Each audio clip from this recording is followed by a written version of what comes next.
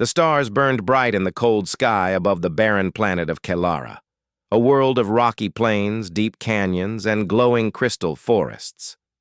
The human transport ship, Aurora's Hope, hovered silently over the surface, its crew scanning for signs of life. Inside the ship's cabin, alarms had stopped ringing, and the captain frowned at the empty readings on the monitor. "Nothing. There's nothing left," said Captain Rain, his voice heavy with exhaustion. "The landing team reported no survivors. It's over." Lieutenant Sarah, his second-in-command, shook her head. "Are you sure we checked everywhere? There might be someone." The captain's jaw tightened. "We don't have the time. The atmosphere is unstable and the storm is approaching. We leave now." And with that, the humans abandoned Kailara. Among the rocks and shadows, a small sound stirred. It was soft, almost a whisper, a tiny human child alone, trembling. His eyes were wide, the color of storm clouds, reflecting the strange light of the crystal forests. Dirt and ash streaked his face, and his hands clutched a small, tattered blanket. He had been forgotten. The child's name was Aaron, though he barely remembered it. He did not understand why the humans had left, why no one came back to him. His stomach growled, and his small body shivered under the cold night. But he could not cry. He had learned that crying only made the shadows seem bigger. Then, from the darkness of the valley, a low rumble shook the ground.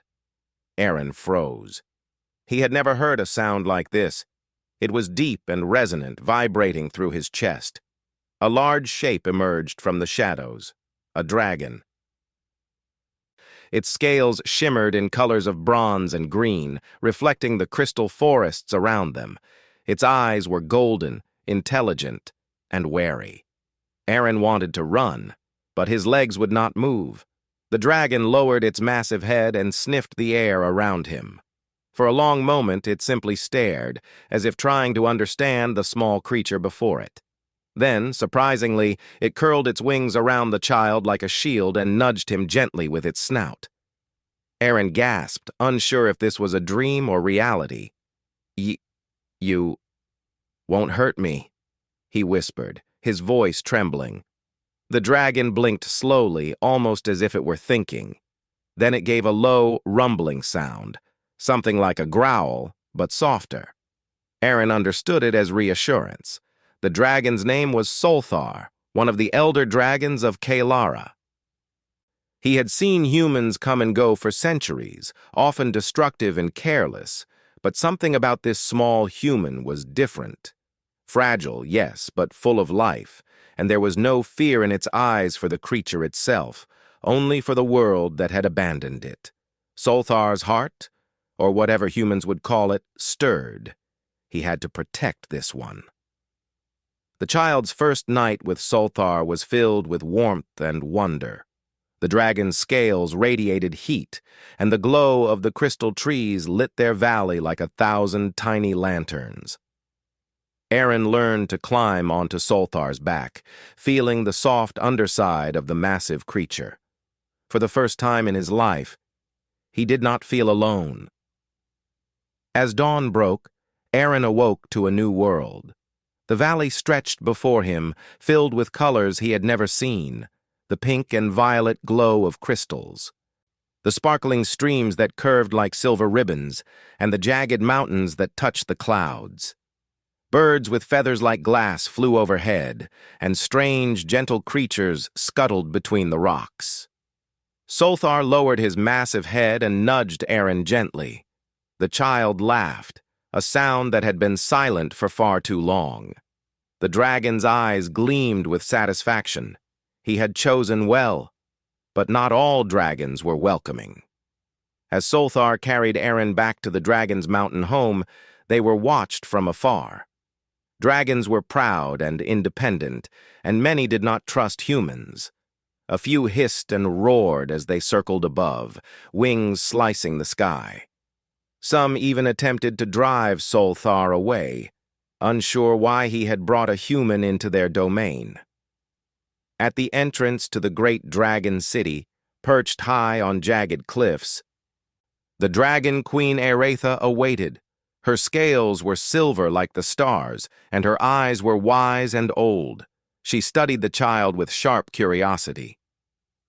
"Solthar," she said in the deep musical voice that all dragons recognized, "why have you brought this human here? You know our laws. Humans are not our concern." Solthar bowed his massive head. "Queen Eretha, this one is not like the others. He is small, yes, and fragile, but I sense goodness within him. He has been abandoned, and I believe he can learn, and perhaps teach us as well." Eretha narrowed her eyes. "Teach? A human?" "Yes," Solthar rumbled. "Even a human can carry wisdom. This one survived where others failed. That is a sign of strength." Eretha considered this for a long moment. Then she sighed, a sound like wind over cliffs. "Very well, but he stays under my watch. One mistake, one act of carelessness, and he leaves. Do you understand?" Aaron looked up at her, his small hand reaching out. I will be good," he whispered. Eretha's gaze softened just a little. And so began Aaron's life among the dragons. The early days were not easy. Aaron had never walked among creatures of such size, and simple things like climbing stairs carved into cliff sides were dangerous. He fell more times than he could count, bruised his knees and scraped his elbows, but the dragons around him only shook their heads and taught him how to move with care. He also learned their language, slowly. Dragons did not speak with human words. They spoke with sound, vibration, and thought. Aaron learned to sense the meanings behind the roars, the clicks, the low hums. Solthar guided him patiently, teaching him to mimic the sounds, to match their tones. Food was another challenge. Dragons hunted, and most meals were raw, heavy, and strange to Aaron's palate. Solthar introduced him to gentle creatures, the dragons called sky runners, small animals that glowed softly at night. They tasted different, but Aaron quickly grew to like them. More importantly, Aaron began to learn patience, courage, and respect, values that humans often forgot in their rush for survival. He learned to sit still while dragons meditated under the night sky, feeling the pulse of the planet, the rhythm of life, and the wisdom of centuries passing above him. Even in the dragon city, Aaron found friends. Two young dragons, Lysera and Dravos, were curious and playful. Lysera was delicate and kind, always nudging Aaron with gentle questions. Dravos was bold and daring, challenging him to climb higher cliffs or test his courage in deep caves. They laughed together, shared secrets, and slowly Aaron realized he was no longer the lost human child of Part 1.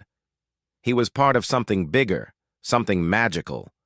But despite the joy, Aaron never forgot the humans who had abandoned him. Sometimes at night, he would look at the sky and see the distant lights of human ships passing near the planet. A strange feeling grew inside him, a mix of sadness, curiosity, and longing. One day he promised himself he would learn why they had left him, and perhaps one day return to them, though he was no longer alone.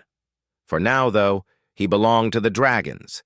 They had given him warmth when humans had turned away. They had taught him strength when the world seemed cruel. And most importantly, they had shown him a family that cared, without condition. One night, as the twin moons of Kelara rose over the mountain peaks, Aaron stood on Solthar's back and looked out over the glowing valley below. The crystal forests sparkled like stars fallen to the ground. Sky runners darted through the trees, and other dragons flew high, their wings cutting arcs in the moonlight. "Thank you," Aaron whispered, barely audible, to the dragon beneath him. Solthar's deep rumble echoed through the valley, almost like an answer. Aaron understood then, with a clarity he had never known before. Life was not only about survival, it was about trust, courage, and the bonds we make. The humans had left him, yes, but the dragons had chosen him. and for the first time, Aaron felt truly at home. The night stretched on, full of whispers, rustles, and distant dragon songs. Somewhere, deep in the glowing forests, the world seemed to promise adventures yet to come. And Aaron, the human child abandoned by his own kind, fell asleep under the warmth of wings that had become his family, dreaming of a life that was finally his own. The years passed swiftly on Kalara, but in a way only time could measure among dragons. What seemed like days to humans were months to dragons, and decades could pass without changing the rhythms of the mountains. For Aaron, those years were filled with learning, laughter, and a growing sense of belonging. The human child who had once shivered in the valley was now tall enough to climb cliff faces without help, and quick enough to dodge the powerful swings of a dragon's tail during play. Aaron woke each morning to the soft warmth of Solthar's scales beneath him, and to the quiet hum of the dragon city as it stirred. The dragons of Kalara lived in harmony with the planet, nesting among cliffs, crystal forests, and hidden caves. Their homes were not built but grown, carved naturally from the living rock and crystal that pulsed faintly with energy. Aaron found beauty in every ridge, every glimmer of the forests below, and every flash of a dragon's wing catching the sunlight. Lysera, delicate yet fearless, often waited for him at the valley entrance. "Good morning, Aaron," she chirped in the dragon humans' shared language they had begun to create, a mix of gestures, sounds, and thought. "Good morning, Lysera," Aaron replied, laughing as she nudged him playfully. "Race you to the top of the crystal ridge." Dravos, the bold young dragon, bellowed a laugh that shook the cliffs. "You two are slow. Try to keep up." And so they ran, scaled, and leapt, the human child darting between dragons with surprising agility. Solthar watched them, his eyes soft with pride. He had taught Aaron balance, courage, and the patience needed to survive the mountains. But the child's true growth came from his curiosity and the bond he had formed with the young dragons. After play came lessons. Dragons did not only teach with words, they taught by example, by presence, and by shared experience. Aaron learned to sense the vibrations of the earth, the subtle shifts in the wind, the patterns of energy that flowed through Kalara. He could hear the soft hum of crystal trees as they drew energy from the planet, feel the pulse of streams running underground, and sense the approach of creatures long before they appeared. "Concentrate," Solthar would rumble. "The world speaks if you listen. You must understand its language, not just its sounds." Aaron listened and tried, day after day. Slowly, he began to understand the smallest tremors in the ground, the changes in air pressure before storms, the whispers of crystal leaves brushing against one another. He began to feel the heartbeat of Kalara, as if the planet itself were alive. The dragons also taught him strategy and creativity. One day, Solthar took Aaron to a cliffside where a narrow ledge overlooked a deep chasm. "This is your challenge," Solthar said. "Use only your mind. Think like a dragon. Move like a human." Aaron studied the rocks, the winds, and the crystal formations.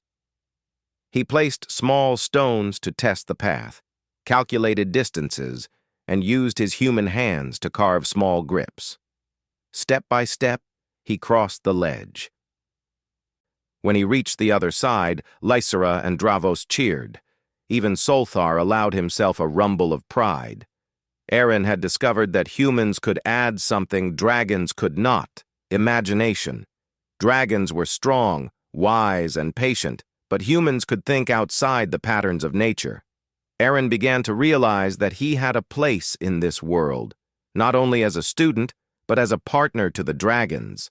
He also began to explore the crystal forests, a place where the energy of Kalara was most concentrated. Here, the trees glowed with colors that changed with the time of day, and streams shimmered with minerals that seemed almost magical. Aaron learned to navigate this glowing labyrinth, finding hidden pools, secret caves, and glowing plants that no dragon had named. One evening, while exploring a quiet glade, he stumbled upon the remnants of human technology buried under crystal formations. Broken panels, wires, and a half-buried control device hummed faintly. His heart raced. These were not dragon relics, they were human. "Aaron!" Solthar called, his deep voice echoing across the forest. "Come back before the night falls!" But Aaron lingered. He examined the devices carefully, fascinated by how humans had tried to adapt to Kailara long ago. In this moment, he realized something powerful. Humans had abandoned him, yes, but they had left traces of their ingenuity behind. He could combine that ingenuity with the dragon's wisdom to make something new, something that neither species alone could create. He carefully hid the device back under the crystals, deciding it was too dangerous for now. But in his mind, the ideas began to take root. Perhaps one day he could unite humans and dragons, or at least show them the possibility of trust and collaboration. Back at the Dragon City, Aaron's days were filled with both learning and adventure. He began to help with small tasks, carrying supplies across cliffs, gathering energy crystals, and assisting the dragons in repairing damaged nests. The dragons looked on in astonishment. A human, small and fragile, was helping to sustain the city, solving problems they had long accepted as unchangeable. Lysera would often sit beside him as he worked, curious and gentle. "Why do you care so much, Aaron?" she asked one day, as he carefully arranged crystals to channel energy into the city's tunnels. "Because," Aaron said softly, "this is home. You saved me, and I want to help. That's all." Dravos, never one to remain quiet, laughed. "Humans are strange. You worry so much, and yet you are brave when it matters most." Aaron smiled. He had learned courage from the dragons, but he had also learned that kindness and thoughtfulness were powerful in their own way. The dragons had taught him strength. He had learned wisdom. Together, he felt unstoppable. Yet, even in his happiness, a shadow of curiosity and caution remained. He often wondered about the humans who had left him behind. Had they survived? Would they return? Were they angry? But these questions did not trouble him as deeply as fear. He had a family now, and they had taught him something humans often forgot. Survival alone was not enough. Life mattered more when shared with others. The turning point in Aaron's life came one day when Aratha called him to her. The Dragon Queen was older now, and her silver scales reflected the sun like shards of light. "Aaron," she said, her voice deep and echoing through the cavern, "you have grown beyond my expectations. You understand our ways, our language, and our traditions. You have even begun to teach us things we did not know. But there is more to learn, and a danger you cannot yet see." Aaron tilted his head. "Danger?" he asked. "Yes," Aratha said. "Humans will come back. They always return to the planets they abandoned, especially when they sense resources or energy. They will find traces of their technology here just as you have, and they may not understand your bond with us." Aaron's heart pounded. He had always wondered about the humans, and now he realized that their return was not a matter of if, but when. "Will they hurt us?" Aaron asked. Aratha's eyes softened. "Some may, but some may not. You have something they do not, a bridge. You understand both worlds. You have the power to bring them together if you are wise and brave." The days that followed were filled with preparation. Aaron trained harder, learning to navigate not only the cliffs and skies, but also the intricate networks of dragon caves and hidden paths that could provide safety in times of danger. He studied the buried human tech carefully, learning the basics of how it worked, and shared his discoveries with Solthar, Lysera, and Dravos. The dragons listened, fascinated. Humans had ingenuity, yes, but it required courage and wisdom to use it wisely. One evening, as the twin moons of Kalara rose high, Aaron and the young dragon sat atop a cliff, watching the glowing forests below. "Do you think humans will ever trust us?" Lysra asked softly. Aaron shook his head, his eyes on the horizon. "I don't know, but I will try. They left me behind once, but I will show them that we are not enemies. We can live together if we all try." Dravos snorted, but there was respect in his eyes. "You are brave, human. Perhaps braver than we dragons sometimes." Aaron smiled. He had grown strong, not only in body but in heart.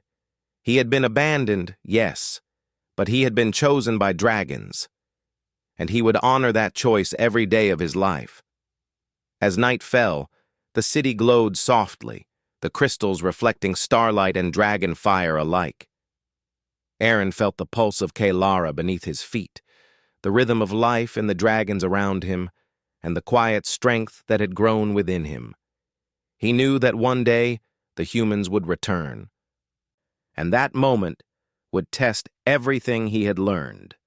But for now, he was a child of dragons, a bridge between worlds, and a symbol of hope for what could be achieved when courage, wisdom, and kindness came together.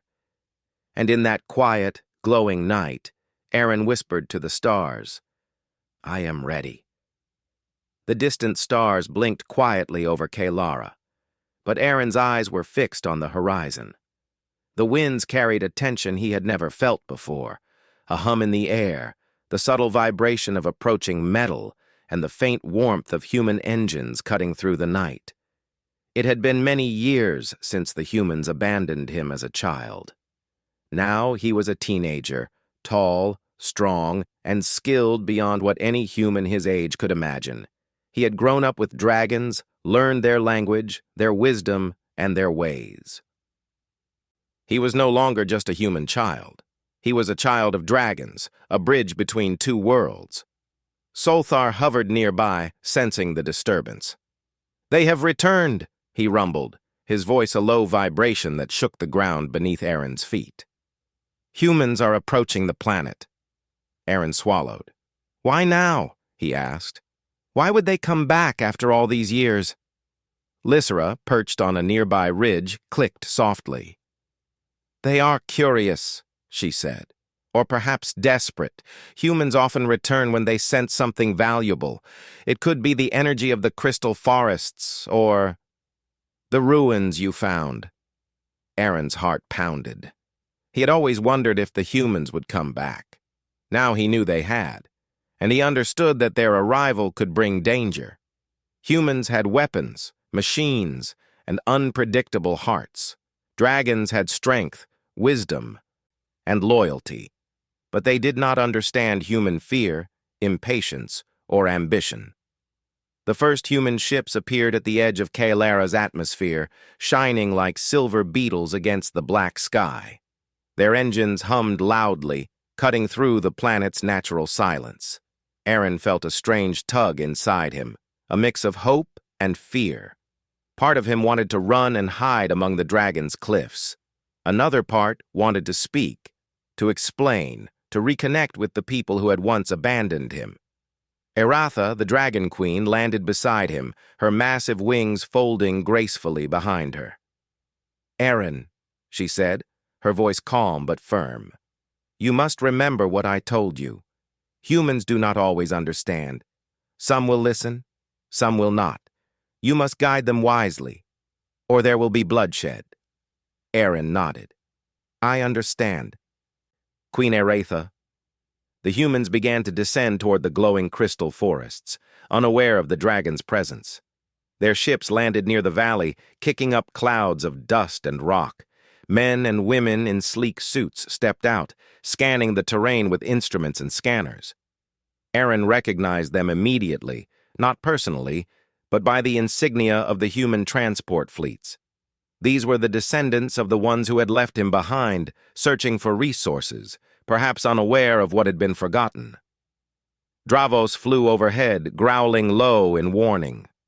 "They are small and weak," he said, "but they have strange power in their hands. They can hurt if they do not listen." Aaron climbed onto Solthar's back, standing tall.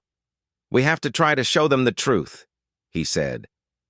"We have to show them we are not enemies." The first human to see him froze. A young officer named Commander Ilara stepped forward, her eyes wide. That child, where did he come from? And those creatures, dragons?" She pointed toward the cliffs, her voice shaking with disbelief. Aaron stepped forward, his hands raised in peace. "I am Aaron," he said, his voice steady. "I was left here long ago. The dragons saved me. They are my family." Commander Ilara blinked. "Saved you? But they are dangerous. They are not like us." Aaron shook his head. "They are not dangerous if you listen. They saved my life. They taught me courage, wisdom, and kindness. I grew up with them. I belong here." A murmur ran through the human group. Some lowered their weapons slightly. Others tightened their grips, unsure if this child was telling the truth. Aretha stepped forward, her massive presence casting a shadow over the humans. "I am Aretha, Queen of the Dragons of Kelara," she said. "These humans speak truth. This child is ours, and we protect him. If you come in peace, you may remain. If you come with weapons, you will regret it." The humans hesitated, unsure of how to respond. Aaron felt the tension like a heavy weight pressing down on his chest. He knew that any wrong move could spark a battle that neither side wanted. Then, suddenly, a low rumble began beneath their feet. The old human ruins, long buried beneath the crystal forests, had been disturbed by the ship's landing. Energy surged from the buried devices, creating a storm of light and sound that shook the ground. "Move back!" Aaron shouted, holding both hands high to signal both sides. "The ruins are unstable. If we do not work together, we will all be destroyed." The humans and dragons froze, unsure what to do. The machines from the ruins were activating, drawing power from the crystal forests, and the ground cracked in dangerous ways. Aaron ran forward, guiding both dragons and humans. "We must shut it down! Follow me!" Some humans hesitated. Commander Ilara finally shouted, "Do it your way, child! We will follow your lead!" Solthar and the other dragons circled protectively, guarding the humans as Aaron led the way into the heart of the ruins. The energy pulses were strong, dangerous, and unpredictable. Sparks leapt from the crystal walls, and the ground shifted with every step. Aaron instructed the humans, using the simple words and gestures he had practiced for years. "Pull the lever. Turn it this way. Watch the energy flow. Be careful." The humans obeyed, surprised at how precise his guidance was. Dragons lifted fallen rocks, cleared pathways, and used their wings to shield the humans from sudden bursts of energy. Together they moved as one unit, humans and dragons working side by side for the first time. Minutes stretched like hours. Aaron's hands moved quickly, guiding, adjusting, and correcting. Sweat dripped from his brow and his heart raced, but he did not stop. He could feel the pulse of the ruins, the life of the planet, and the energy surging dangerously around him. Finally, with a final pull and a coordinated push, the energy storm collapsed in on itself, harmlessly dispersing into the crystal forests. The ground settled, and the ruins fell silent once more. Aaron fell to his knees, exhausted, but alive.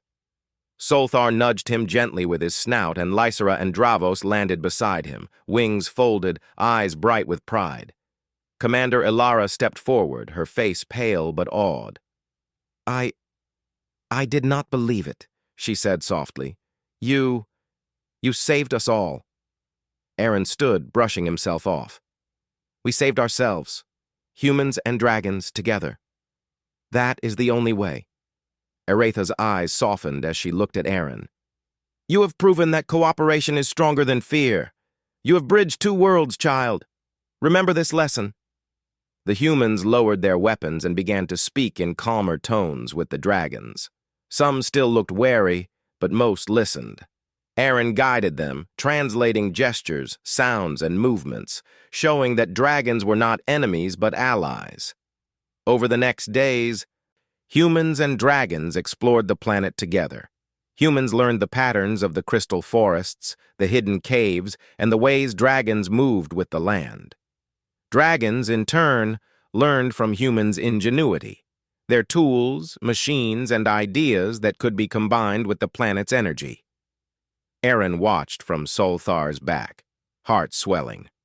The humans were not all like those who had left him as a child. Some were willing to listen, to learn, and to grow, and the dragons were open, patient, and strong. Together they could do more than either species alone.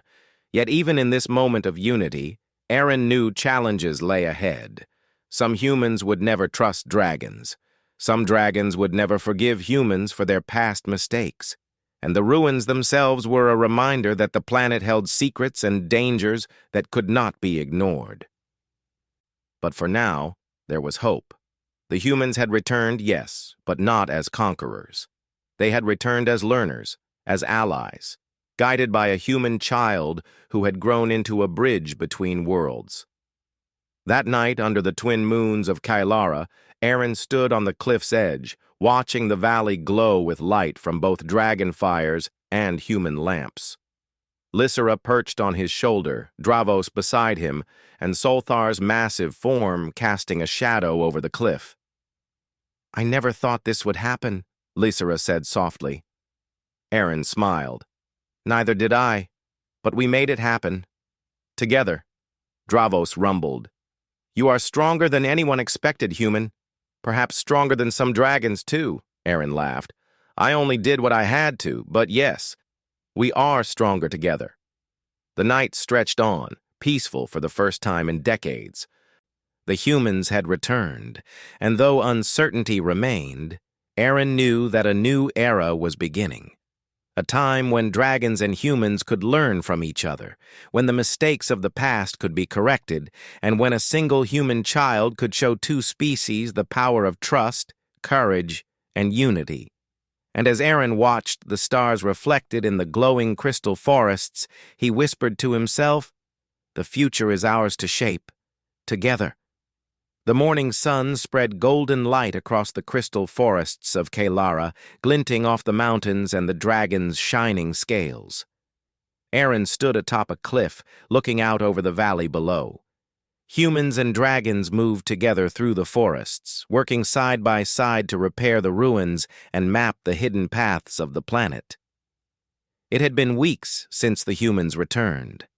At first, there had been tension, suspicion, and fear. Humans had never seen dragons like these, intelligent, massive, and proud. Dragons had never seen humans willing to work with them. But Aaron, the human raised by dragons, had guided both sides with patience, wisdom, and courage. Slowly, trust had begun to grow. "Aaron," Solthar rumbled, his deep voice shaking the cliff beneath their feet. "You have done more than I ever imagined. Humans listen to you. Dragons respect you. You are a bridge that no one else could have built." Aaron smiled, brushing a hand over Solthar's warm scales. "I just showed them what I learned from you," he said. "They need to see that we are not so different." Lysera fluttered to his shoulder, her wings brushing softly against his face. "You are more than a bridge, Aaron," she said. "You are our family, and now, perhaps, you are their family, too." Dravos snorted, letting out a low rumble. "Family, yes, and strong. Humans may think they are clever, but you have taught them more than they could have imagined. They are learning patience, respect, and courage from a child they once abandoned." Aaron's smile faded slightly as he thought of the humans who had left him behind years ago. He had wondered if they would return, if they would recognize him, or if they would see him as just a child still. But he had grown, and he had found his place in this world. And now, he would use that place to shape a future where dragons and humans could coexist. The challenge of the day came unexpectedly. A section of the ruins that had remained untouched suddenly activated. Energy surged from the ancient devices, brighter and more dangerous than before. The ground trembled, and shards of crystal rose from the earth like jagged spikes. "Everyone back!" Aaron shouted. He sprinted forward, signaling dragons and humans alike. "We must work together to shut it down!" The humans hesitated, but Commander Ilara finally stepped forward. "We trust you, Aaron. Lead us!" Solthar and the elder dragons circled above, scanning the ground, while young dragons like Lysera and Dravos followed close behind. Aaron took a deep breath. His hands shook slightly, but his mind was sharp. He began to organize the humans, giving them tasks that suited their skills. "Engineer teams, stabilize the power conduits," he commanded. "Geology teams, support the crystal foundations. Dragons, protect the perimeter and guide the energy flow." The humans moved quickly, surprised at the clarity and authority in Aaron's voice. He was not just a child, he was a leader. He guided them step by step, translating the subtle signals from the dragons into commands humans could understand. The energy surged violently, throwing sparks and shaking the ground. A massive crystal shard shot upward, threatening to impale a group of human engineers. Dravos reacted instantly, lunging forward and knocking the shard aside with his powerful tail. Lysera swooped in to shield a young human, wrapping her wings around them just in time. Aaron ran across the jagged ground, dodging energy pulses. He reached the main device, a glowing console embedded in a cluster of crystals. Using his hands, he carefully adjusted the levers, pressed sequences of buttons, and recalibrated the ancient machinery. The humans watched, awed by his skill and courage. "Careful," Aaron whispered to himself, feeling the vibrations of energy through the ground.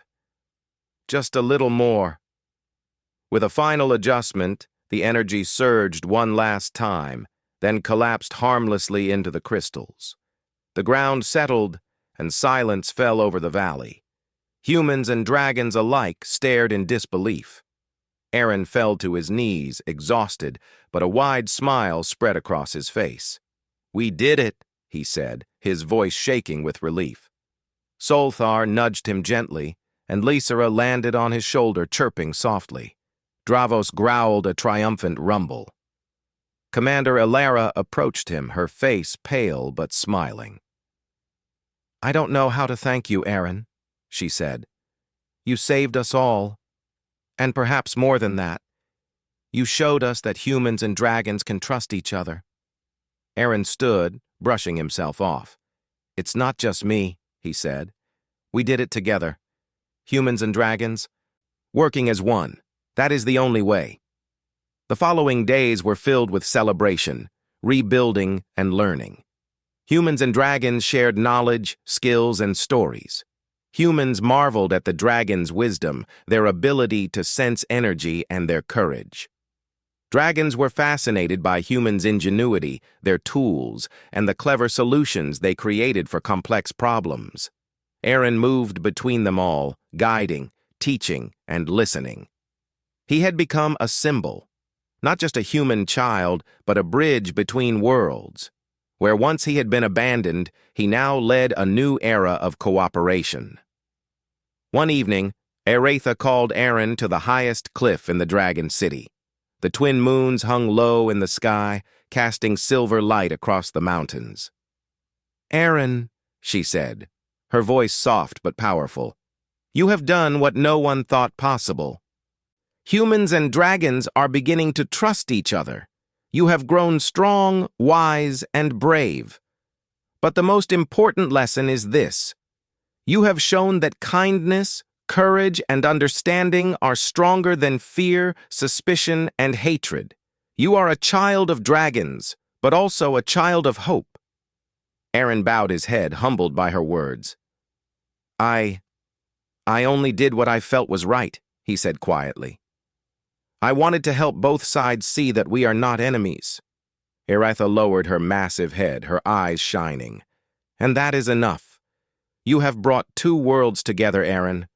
Your journey is far from over, but today we celebrate what you have achieved.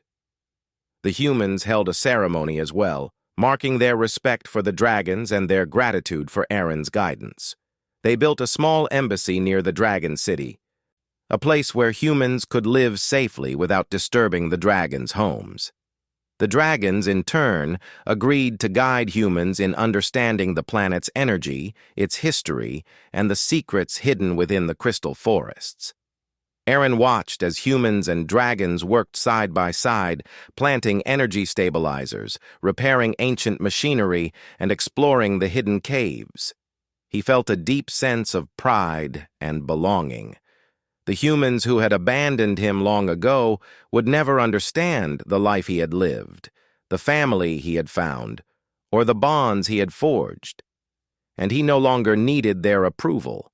He had dragons, friends, and a purpose. He had grown into someone both humans and dragons could trust, and he had begun a legacy that would shape Kelara for generations to come. Days turned into weeks, and Aaron continued to grow stronger and wiser. He trained with Solthar, learning advanced techniques of energy manipulation and survival. Lysera and Dravos remained close companions, and together, the three of them explored hidden valleys, secret crystal groves, and the deepest caves of the planet. One day, while standing on a cliff overlooking the valley, Aaron watched a human and a dragon working together to move a massive energy crystal into place. The sight filled him with hope. "This is what we can be," he whispered to Solthar, who hovered beside him. "Humans and dragons, working together, learning from each other, protecting this world as one." Solthar rumbled, a sound that was both approval and pride. "You have done well, Aaron. You are no longer just a child of dragons. You are their equal, and perhaps one day humans will see you as theirs too." Aaron nodded, feeling a deep warmth in his chest. He had found his place in the world, and he had discovered that family was not just about blood or origin. It was about trust, love, and shared courage. As the twin moons rose that night, Aaron climbed onto Lysera's back. Dravos flew beside them and Solthar soared above. Together they circled the valley, their shadows stretching across the glowing forests below. Humans watched from the edges of the forests, waving and calling, beginning to see dragons not as beasts to fear, but as allies to respect. Aaron felt the wind on his face, the pulse of the planet beneath him, and the strength of his dragon family around him. He knew that challenges would come. Humans might still make mistakes, dragons might still grow suspicious, but for now, there was peace, understanding, and hope. And in that moment, Aaron realized something powerful. He was no longer the lost child abandoned by humans. He was a child of dragons, a teacher to humans, and a symbol of unity. He had bridged worlds, faced danger, and proven that courage, wisdom, and kindness could change the course of history. The future of Kelara stretched before him, full of promise. Humans and dragons would continue to learn from each other, explore the planet together, and protect it as one. And Aaron, the boy who had once been deserted, would always be at the heart of it, guiding, teaching, and reminding everyone that even the smallest among them could change the world. With a joyful laugh, he leaned into the wind, feeling the freedom of flight and the strength of family. The stars reflected in his eyes, and the twin moons cast silver light over the glowing forests below. Kelara was alive, thriving, and united, and Aaron, the human child once abandoned, soared across the sky as a beacon of hope for all.